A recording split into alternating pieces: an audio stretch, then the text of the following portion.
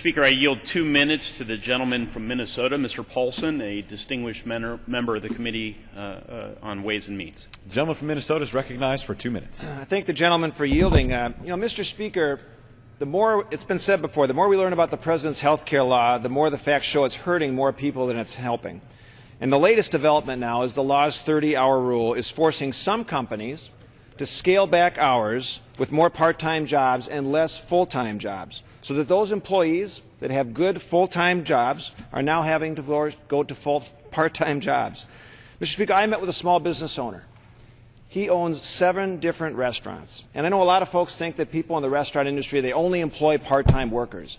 But 41% of his workers he employs full-time.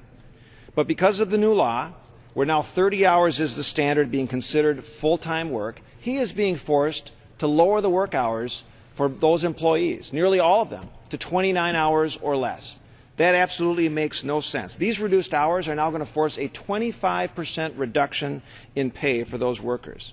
Many will now have to go out and find a second part-time job just to make up for the hours that they lost.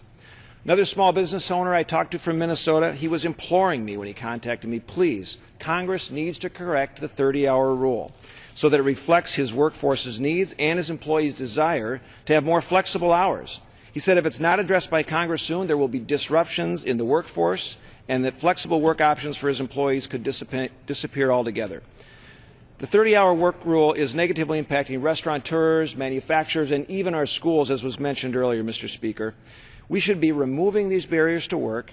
We should not punish employees who want to work more, and we should be helping American workers. So let's pass this legislation. It will restore some common sense and a common understanding in America that full-time work is 40 hours.